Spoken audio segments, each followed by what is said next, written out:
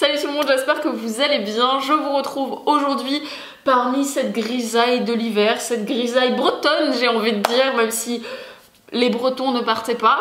Vraiment, je sais que vous aimez beaucoup votre Bretagne et j'aime beaucoup la Bretagne, mais là vraiment cette grisaille constante depuis des mois, on en a un petit peu marre et vivement le printemps. En novembre dernier, j'avais fait un challenge déjà sur Instagram avec vous et ça m'avait beaucoup plu.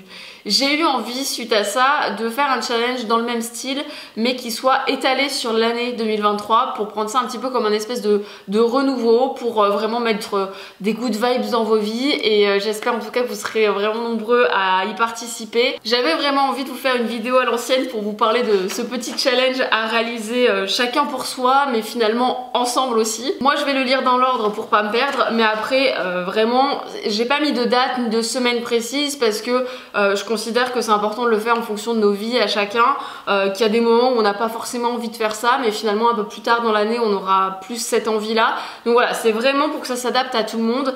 Donc c'est tout, c'était juste mon petit point là-dessus mais c'est parti.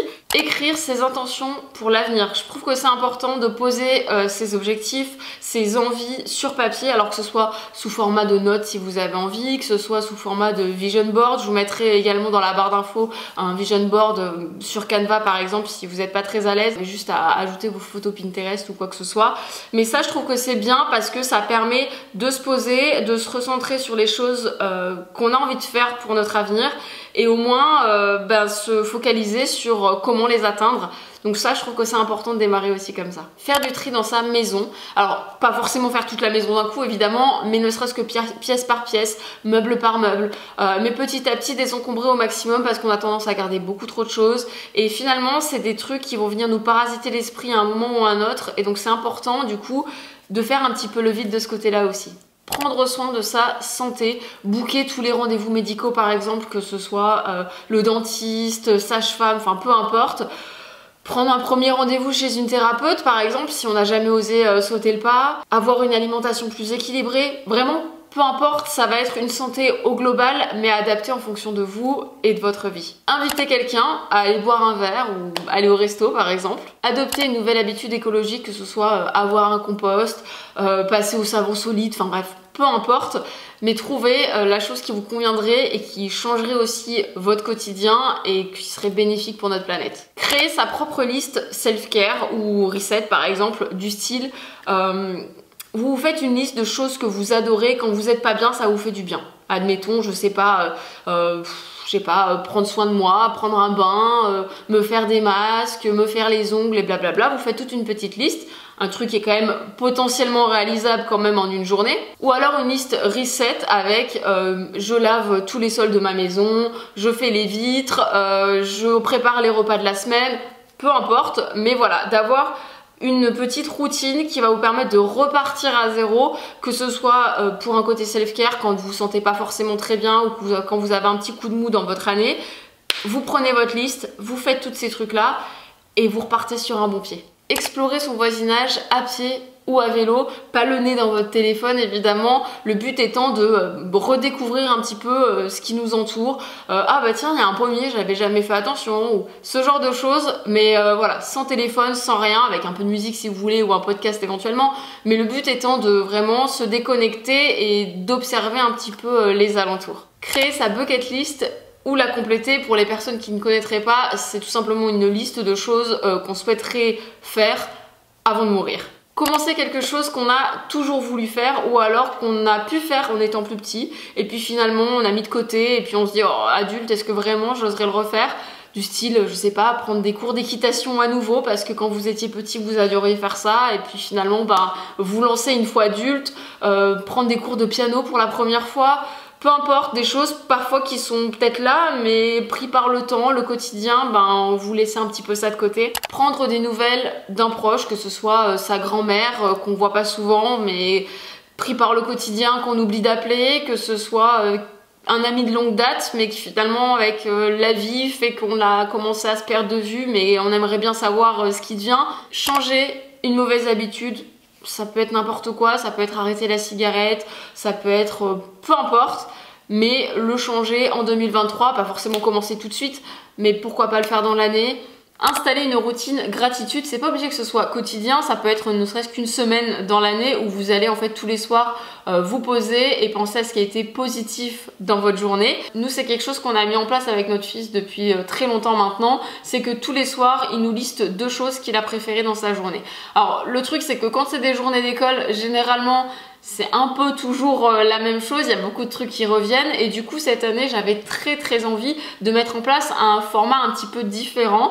Du coup j'ai fait rentrer dans notre famille la petite jarre de la gratitude, donc c'est une ancienne bougie et du coup le but étant qu'à la fin de la semaine on se pose en famille et on réfléchisse à ce qui a été positif dans notre semaine.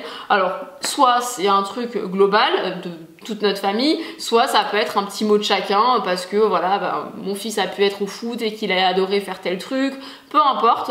Il n'y a pas d'obligation aussi que chacune des personnes participe, mais je trouve que c'est pas mal, j'aime beaucoup l'idée.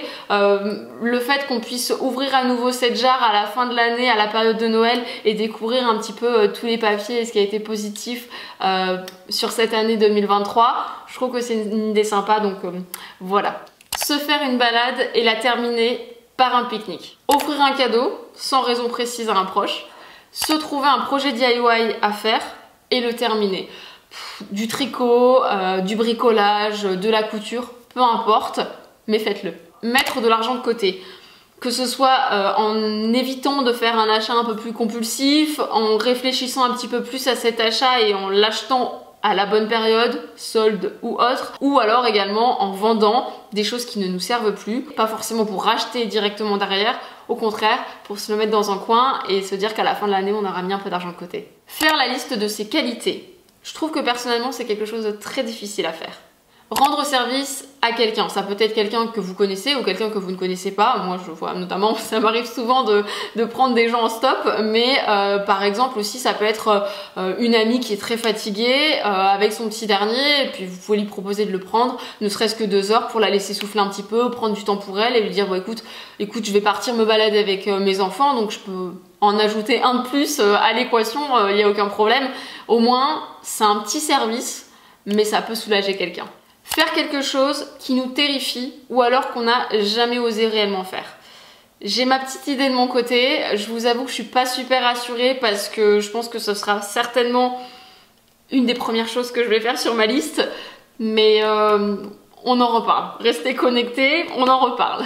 Apprendre une nouvelle recette de cuisine, dire ce qui te dérange à quelqu'un. Alors malheureusement ça sera pas trop mon cas parce que j'ai très peu ma langue dans ma poche, mais je pense que c'est important. Parfois il y a des gens qui vont se faire toute une montagne d'un truc qui va les ronger, qui finalement en fait c'était peut-être pas grand chose à dire à la personne, mais je trouve que c'est important d'être honnête, surtout si c'est pour notre bien-être personnel. S'il y a un truc qui te dérange, dis-le. Va pas te ronger l'esprit avec ça.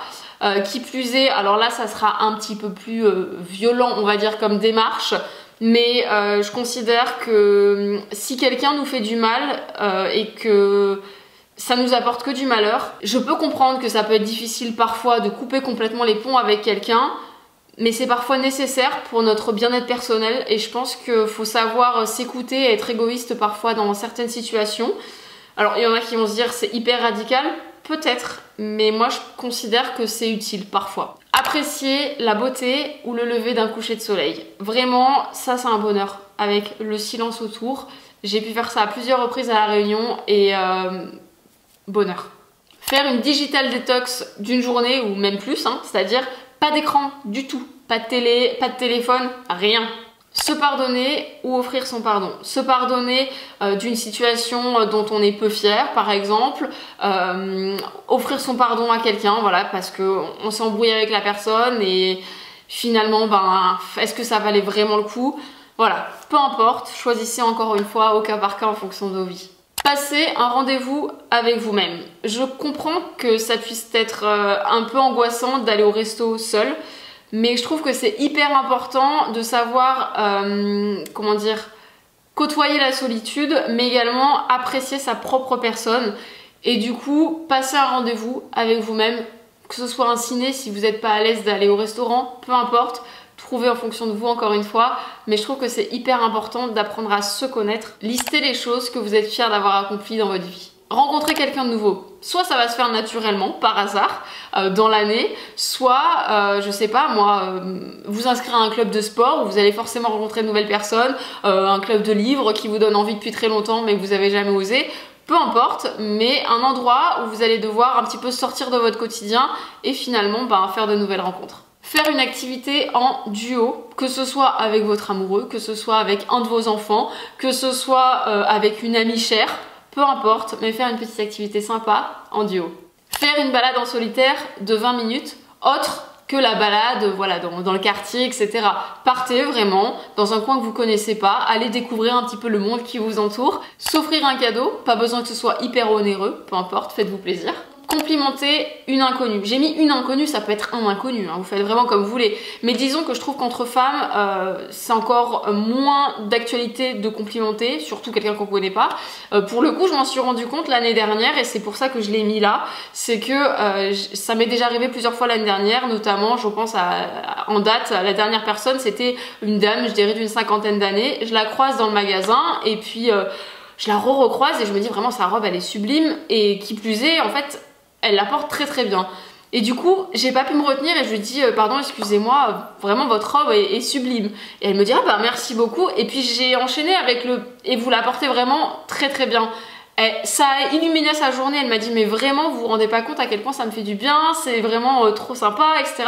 Et honnêtement, ça m'a fait énormément de bien d'avoir cet échange et ce sourire en retour, c'était hyper agréable, donc essayez. Faire une activité touristique à côté de chez soi. Finalement, si les touristes le font, c'est que c'est peut-être intéressant. Laisser des petits bouts de papier, prendre des décisions à notre place. J'ai vu ça récemment en fait sur le compte de Yael, je vous mettrai son compte Instagram dans la barre d'infos. C'est une fille qui est dans mon agence et que je suis depuis très peu de temps en fait. Et elle a fait ça en cadeau pour Noël à son mari et j'ai trouvé l'idée géniale. Donc en gros, elle avait mis déjà au départ 2 destinations, il a pioché une petite destination, ils sont partis en voyage là-bas et puis petit à petit en fait leur séjour a été guidé par ces petits bouts de papier, par exemple un spa ou un jeu de société, enfin plein de petites choses comme ça. Je trouvais que c'était bien pour les personnes qui peuvent avoir du mal aussi à lâcher prise. Alors c'est quelque chose que vous pouvez faire en duo mais que vous pouvez faire aussi en solo, que ça soit dans votre semaine, que ce soit pour votre journée, que ce soit pour un séjour, peu importe, mais laissez les petits bouts de papier décider un petit peu du reste de ce qui va se passer dans votre semaine. Je trouve que c'est une très très bonne idée. Aider une cause qui vous tient à cœur, que ce soit financièrement, que ce soit bénévolement, que ce soit, je sais pas, aider votre ville ou votre village, peu importe, mais faites quelque chose comme ça qui sera que positif pour vous en retour. Cuisiner un bon repas pour quelqu'un. Lire un ou plusieurs livres. Prendre un moment pour se chouchouter. Aller chez le coiffeur, faire un spa à la maison, peu importe. Mais trouvez un petit moment pour vous faire du bien. Visiter une nouvelle ville. Nettoyer son digital, que ce soit via des mails qu'on peut recevoir, d'enseignes, se désabonner par exemple, ce genre de choses. Toutes les photos qu'on peut prendre quotidiennement ou alors tout simplement les gens aussi qu'on suit, faire un petit peu le tri parce que parfois finalement on se rend compte qu'on n'est plus trop en accord avec telle ou telle personne. Et pour terminer l'année 2023, listez 5 choses géniales qui ont pu vous arriver. Donc voilà pour cette vidéo challenge good vibes de cette année. J'espère en tout cas que ce petit challenge vous met en joie autant que moi. J'espère que vous serez nombreux à le réaliser. N'hésitez pas à me taguer sur les réseaux sociaux quand voilà, vous réalisez quelque chose, je sais pas, un resto solo ou peu importe. N'hésitez pas à me taguer, vraiment ça me ferait trop plaisir de voir un petit peu comment vous l'appliquez dans votre quotidien. Je le ferai aussi de mon côté, ne vous inquiétez pas. Et sur ce, écoutez, je vous dis à très bientôt dans une prochaine vidéo et j'ai hâte qu'on fasse le bilan à la fin de l'année de cette belle année 2023 qui s'offre à nous. Ciao.